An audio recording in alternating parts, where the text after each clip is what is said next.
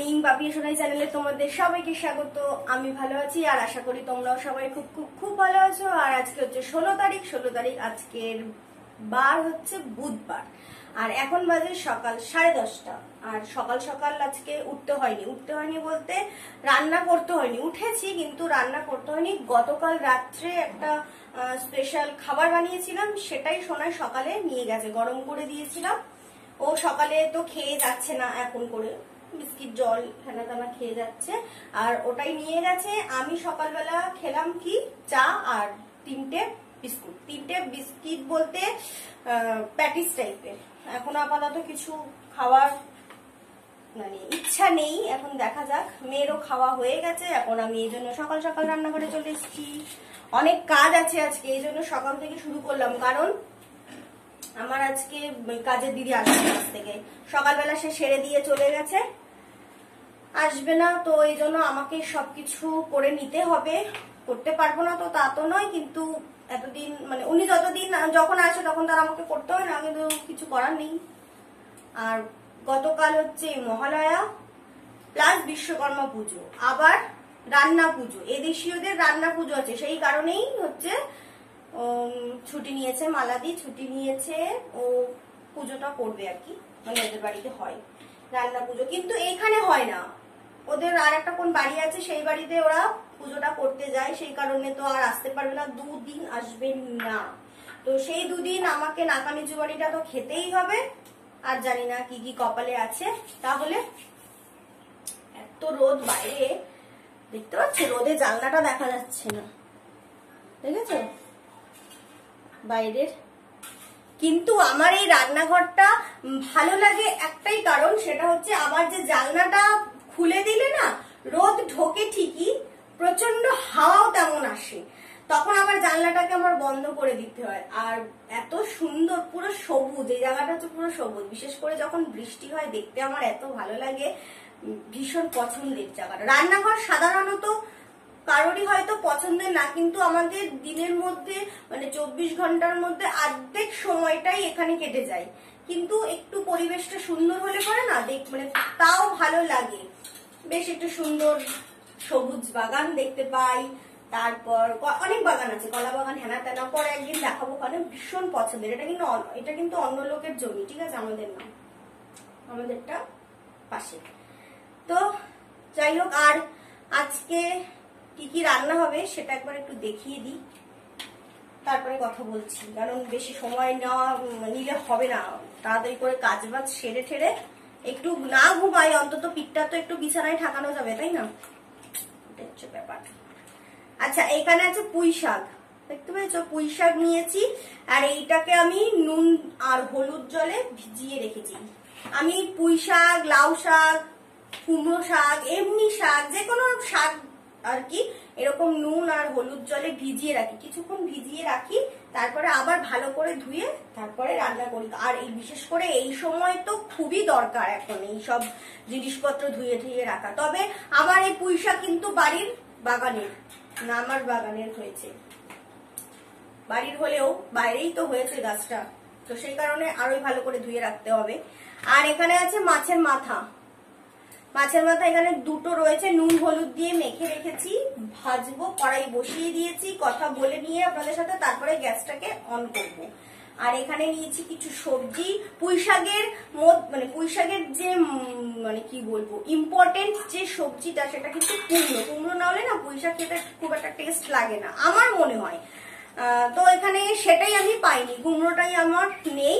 তো এখানে আছে বেগুন, এখানে আছে এই যে আলু, আর এইখানে নিয়েছি ঝিঙে। 3 রকমের সবজি নিয়েছি, দেখা যাক কতটা টেস্ট। আমি আগে এত সবজি দিয়ে কখনো করিনি। আর পুঁই শাক আমার এমনি মানে করতে ঠিক করে খেতে ভালো লাগে, এমনি আমার ভালো লাগে না, একটু মাছের মাথা হবে বা একটু চিংড়ি মাছ হবে, তবেই পুঁই শাকটা চলবে, ঠিক আছে? তাহলে আর বেশি এখন বকবক করা যাবে না, কথা বলবো, কাজও করবো, কাজের ফাঁকে ফাঁকে কথা হবে, ঠিক আছে? তাহলে আর এখানে নিয়েছি হচ্ছে পেঁয়াজ কুচি, দেখতেই পাচ্ছ, আর লাগছে এই যে আদা রসুনের পেস্ট। এটা হচ্ছে চটজলদি রান্নার জন্য, এখন আর বাটাবুটি কাটাকুটি ঝামেলা করবো না। আর আমি এখন করে না খুব একটা ওই মানে যখন একটু তাড়াহুড়োর মধ্যে থাকি তখন আদা রসুনটাকে অতটা বাটি না, পেস্ট দিয়ে চালিয়ে বললাম না হাওয়া শুরু হয়ে গেছে, আমাকে আবার জানলাটা কিন্তু দিয়ে দিতে হবে, খুলে দেবো আবার পরে, নাহলে গরমে চিমনিটাও চালানো যায় না, কারণ চিমনিটা যদি চালাই না জানলাটা অসম্ভব গরম লাগে। কোলে নিয়ে কি করব, কোলে উঠলে হবে? হ্যাঁ বলে দাও গুড মর্নিং, ভালো আছো সবাই? আমার দিকে তাকিয়ে বললে কি করে হবে, এখানে তাকিয়ে বলো তো, এখানে তাকিয়ে বলো, ক্যামেরার দিকে তাকিয়ে বলো, আমার দিকে তাকিয়ে বললে কি সবাই শুনতে পাবে? তাই তুমি সকাল থেকে উঠে কি কি করেছো একটু বলে দাও, কি কি সকাল থেকে উঠে দুষ্টুমি করেছো তাকিয়ে বলো, শুনতে পাচ্ছে না তো কেউ, আমি তো জানি তুমি কি কি দুষ্টুমি করো, কিন্তু সবাই তো জানে না, একটু বলে দাও কি কি করেছো সকাল দিয়ে, কি কি খেয়েছো একটু বলে দাও, কি খেয়েছো সকালে তুমি বলে দাও। না বলে লোকে ভাববে মা কিছু খেতেই দেয় না, না বললে তো লোক ভাববে না। আচ্ছা মাছ তো তুমি এখন খাবে নাকি, মাছ তো দুপুর বেলা খাবে, আচ্ছা একটু বলে দাও তুমি সকালে, হ্যাঁ মাছ খাবে তো, একটু বলে দাও সকালে কি কি খেয়েছো। বলতে হবে আমি তাহলে নিচে নামিয়ে দেবো, যা হ্যাঁ পিয়াস তাহলে নিচে নামো, আমি একটু রান্নাটা করে টাটা করে দাও, বলে আবার আমার সাথে দেখা হবে খেলতে খেলতে, টাটা বাই বাই। চলো তো এখানে কড়াই আমার গরম হয়ে গেছে, এরপর আমি দিয়ে দেবো সর্ষের তেল। প্রথমে এখানে কিন্তু আমি মাছের মাথাটাকে ভেজে নেব, এখানে তেল কিন্তু গরম হয়ে গেছে, এরপরে আমি মাছের মাথাটাকে ছেড়ে দেবো, গ্যাসটাকে একটু ছেড়ে নিলাম, আমি এখানে দুটো মাছের মাথা একসাথে দিয়ে দেবো, এরপরে একটু ঢাকা দিয়ে দিই। তা মাছের মাথাটা কিন্তু ভাজা হচ্ছে, ঢাকা দিয়ে রেখেছি, একটু পরে ঢাকনাটা খুলে দেবো। বাপরে গরম লাগছে, একটা জানলা বন্ধ করে দিয়েছিলাম, মারাত্মক মারাত্মক গরম লাগছে যাকে বলে। আর আরেকটা কথা যেটা বলবো, আমি গতকাল বলেছিলাম তো বলা আর হয়নি, যাই হোক, তো রবিবার মানে রবিবার মনে নেই, যাই হোক রবিবার কলকাতা ক্যানভাস তোমরা যারা দেখো তারা হয়তো নিশ্চয়ই জানো যে সেই পরিবারটা কিন্তু 1 মিলিয়ন হয়ে গেছে, মানে ভীষণ ভীষণ একটা খুব আনন্দের দিন ছিল সেই দিনটা। তো যাই হোক আমি যখন দেখছিলাম আর কি যে গড়িয়াকাদি এত খুশি মানে ধারণার বাইরে, সত্যি সত্যি এটা একদম মানে আনন্দ হওয়ার কথা, আনন্দের চোখে জলটাই চলে আসাটা স্বাভাবিক, কারণ একটা আমরা যে ভিডিওগুলো বানাচ্ছি প্রত্যেক দিনের ব্লগগুলো হয়তো সবসময় দিয়ে ওঠা তো হয় না, মানে আজকে একইভাবে বিগত কয়েক মাস হয়তো একইভাবে অনেকের বাড়িতেই রুটিন এক চলে যাচ্ছে, বিশেষ করে আমার তো একই চলছে, কারণ সেরকম কোথাও তো যেতে পারছি না, আর আমার ঘরে যেহেতু ছোট বাচ্চা, মানে আমার মেয়ে ছোট, তো ওকে নিয়ে কোথাও যাওয়া যাচ্ছে না, একা থাকলে বা ও বড় হয়ে গেলে হয়তো তাও ভয়টাকে কিছুটা এড়িয়ে গিয়ে এদিক ওদিক যাওয়া যেত, কিন্তু ও ছোট যেহেতু ওকে নিয়ে বেরোনো হয় না, আমার এই জন্য কোথাও বেরোনো হয় না, হয়তো খুব বেশি হলে আমি স্টেশনের দিকে একটু যাই, মানে আমাদের যে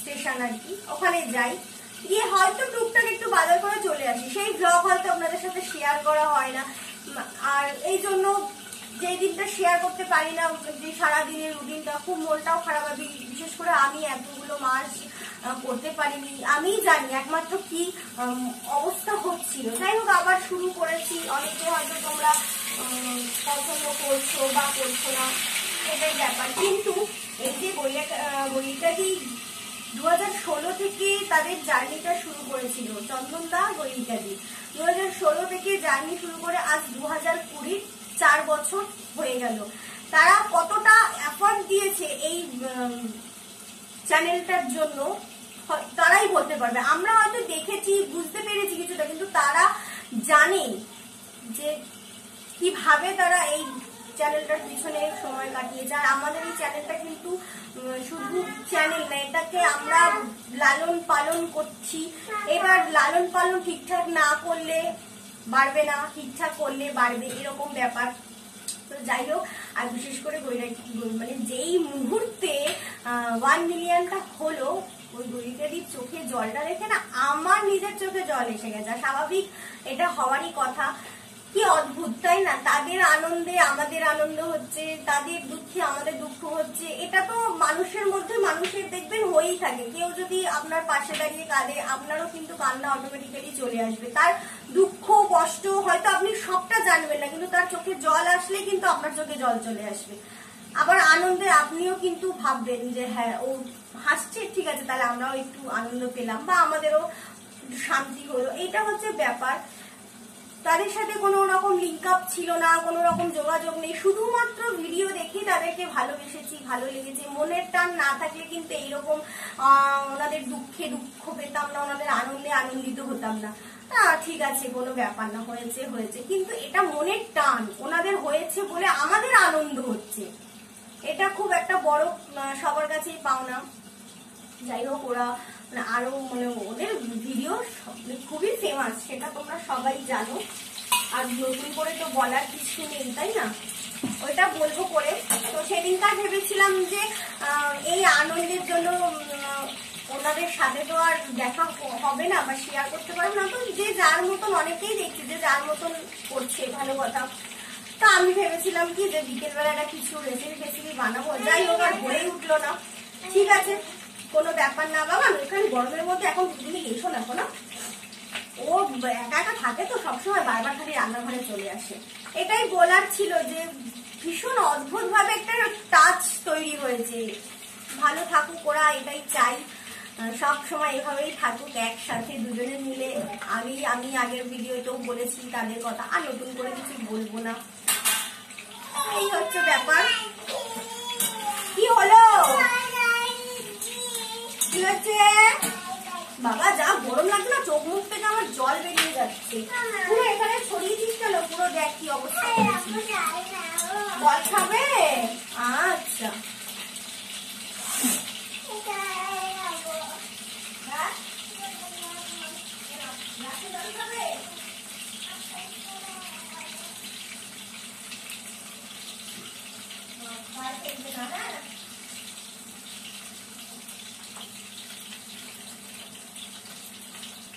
তাহলে মাছের মাথাগুলো প্রায় ভাজা হয়ে গেছে, এবারে তুলে নিই। আর একটুখানি ভাজি দেবো তো, ঠিক আছে একটুখানি, ঠিক আছে পরে তো এনেই দেবো। আবার তুলতে হবে মাছের মাথাগুলো। খেয়েছো? গুড গার্ল বাবা রে। এবারে মাছগুলোকে তুলে নিচ্ছি। এবারে এই যে তেলটা, এই তেলেই কিন্তু পুরো রান্নাটা কমপ্লিট করবো, ঠিক আছে? কড়াইতে আলাদা করে দেখাচ্ছি না, আমি যা যা দেবো তখন দেখিয়ে দেবো। এরপরে নিচ্ছি তেজপাতা।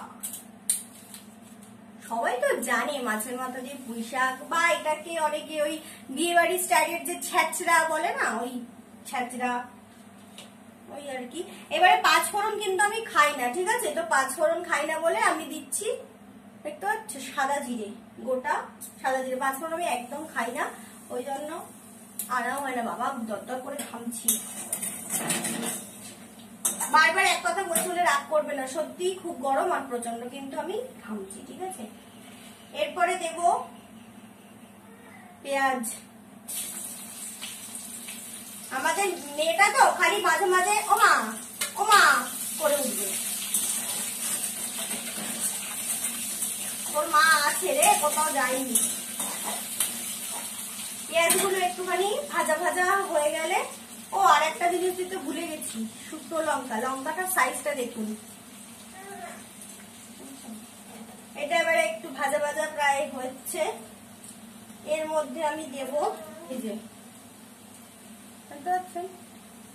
জিঞ্জার গার্লিক পেস্ট, ক্যাচের, একদম বেশি না, হাফ টিস্পুন মতন দিলাম। কি ভালো না, বাড়তে বুড়তে হচ্ছে না, ভাতটা মারপেড়ে করে রান্না হয়ে যাচ্ছে। এবারে আমি দিয়ে দেব সবজিগুলো, ভালো করে কিন্তু ধুয়ে রেখেছি। এরপরে দেব হলুদ গুঁড়ো দিলাম, ধনে গুঁড়ো না, জিরের গুঁড়ো। তারপরে দিলাম ধনে গুঁড়ো। ধনে গুঁড়োটা একটু অল্প দিলাম, জিরের গুঁড়োটা একটু বেশি দিলাম। আর দেব অল্প একটুখানি লাল লঙ্কা গুঁড়ো দিয়ে এবারে ভালো করে কষিয়ে নিলাম। এরপরে দেবো একটুখানি নমক,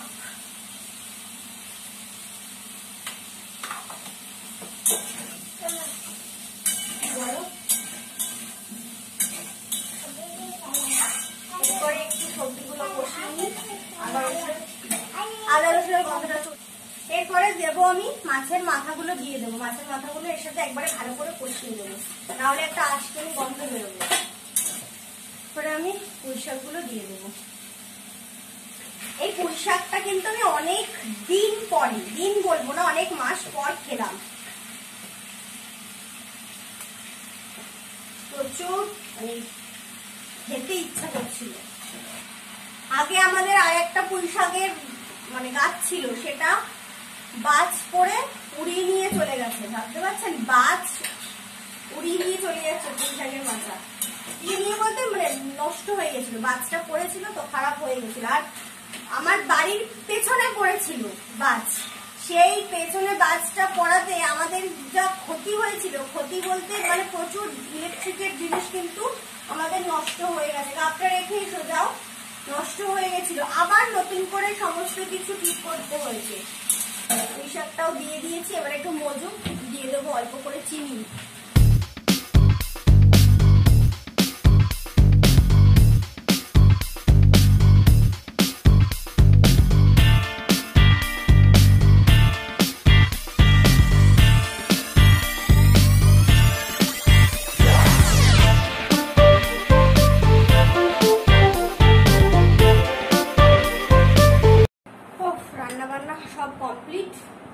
বাজতে যাই, এবারে স্নান করতে যাব। স্নান করার আগে না একটা জিনিস দেখাচ্ছি হ্যাঁ তোমাদেরকে, সেটা হচ্ছে বাচ্চাদের কি বলবো মাসাজ ক্রিম বলতে পারো ওটাকে। মানে স্নানের আগে গায়ে ভালো করে একটু মাসাজ করে দিয়ে তারপরে কিছুক্ষণের মানে বলতে কি মাসাজটা করতে যতক্ষণ লাগে, তারপরে স্নান করিয়ে নেওয়াই যায়। কারণ বাচ্চারা তো বেশিক্ষণ গায়েটায় কিছু রাখতে চায় না, আর এখন যা গরম পড়ছে তেলও মাখানো সম্ভব না, তেল মাখাও যায় না গরমের মধ্যে। তো ওই জন্য আমি একটা মাসাজ ক্রিম বানাচ্ছি, সেটা একটু দেখো।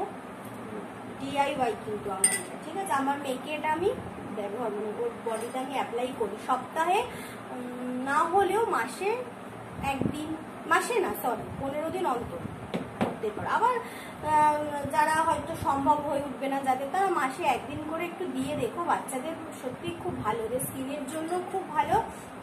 আর বাচ্চাদের এখন করে ওরা একটু যেহেতু বড় হচ্ছে, রোদে ঠোদে খেলা করে, তো একটু বডিতেও কিন্তু ওদের স্কিনও মানে বডিতে কিন্তু ট্যান পড়ে, তো সেই কারণে এই ট্যান রিমুভ করতেও খুব কার্যকরী, কিন্তু একদম বিশাল বিশাল উপকারী এইটা। তো এখানে কি কি লাগছে প্রথমে একটু বলি। এখানে নিয়েছি আমি একটা গাজর, আর গাজর তোমরা অনেকেই জানো যে প্রচুর পরিমাণে ভিটামিন আছে, vitamin A, vitamin B, vitamin C, তিনটেই এটাতে আছে। আর এটা খেলে তো খুবই উপকারী, কিন্তু বাচ্চারা তো সবসময় খেতে পারবে না। আর এটাতে খেলে কিন্তু আমাদের স্কিনের প্রবলেম দূর হয়, তারপরে স্কিনের একটা গ্লোয়িং ভাব আসে, আর বিশেষ করে স্কিনে যদি মাখা যায় তাহলে তো কোনো কথাই না, ঠিক আছে? আর এটা কিন্তু মানে পেটের পক্ষেও খুব ভালো, জানো সবাই। তো যাই হোক, এখানে আমি এরকম একটা এই যে কি বলে কুড়ানি, এই কুড়ানিটাকে দিয়ে এটাকে আমি প্রথমে ঘষে নেব। প্রথমে আমি এখানে গাজরটাকে ভালো করে ঘষে নেব। এখানে আমি এতটুকু গাজর নিলাম, আমি আর বাকি অংশটা আর দেবো না, কারণ অনেকটা বেশি হয়ে যাবে। আমি যেহেতু এটা রেখে ব্যবহার করি না, সেই কারণে আমার এতটুকুই যথেষ্ট। এরপরে এই গাজরগুলো থেকে আমি একটু রস নিয়ে নেব, বা এমনিও পুরো স্কিনেই দেওয়া যায়। এরপরে আমি এতটা পরিমাণ এটার মধ্যে বাটার দেব। তারপরে লাগছে মধু, মধুটা 1 চামচ মতো দিলেই হবে, আমি আন্দাজ করে দিয়ে দিয়েছি। এরপরে এগুলোর সাথে ভালো করে এরকম করে মিক্স করব। এরপরে দেব অলিভ অয়েল, অলিভ বলতে বডি অয়েল, যদি কারোর বাড়িতে যেই বডি অয়েল ইউজ করো সেটাই দিতে পারো। তবে আমি এখানে নিয়েছি জ্যাক অলিভ অয়েল, অল্প একটু দিলাম এখানে। এবারে এটা লাগিয়ে নিতে হবে ভালো করে, ওর বডিতে লাগিয়ে দেখো।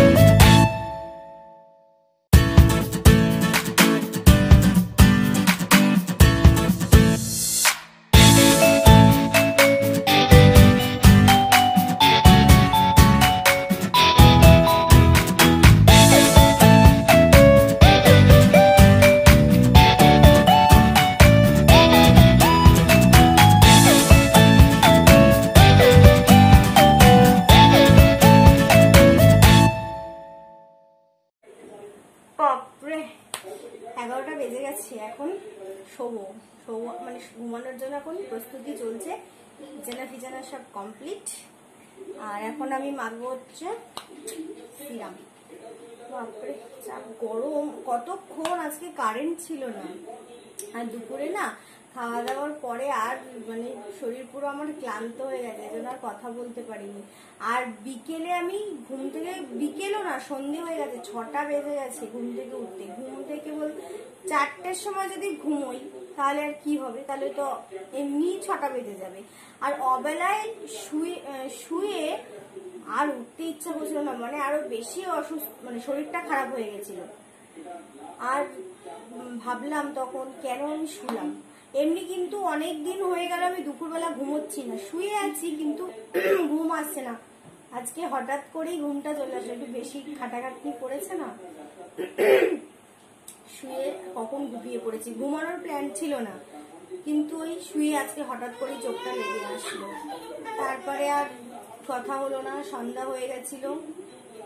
আর একটা দুষ্টু ছানাকে দেখবে, দুষ্টু ছানাকে, এ বাবা দুষ্টু ছানাটাকে এখন দেখানো যাবে না, ও এখন খুব বাজে পরিস্থিতিতে আছে, তাই তো। ও এখন ঘুমোতে যাবে বলে ও খুব টায়ার্ড আছে, আর সিচুয়েশনটা একটু অন্যরকম, ওই জন্য দেখানো যাবে না, একটু আসতে লজ্জা পাচ্ছে, তাই না বাবা। ও ঘুমের জন্য ওর বাবার পিছন পিছন ঘুরছে।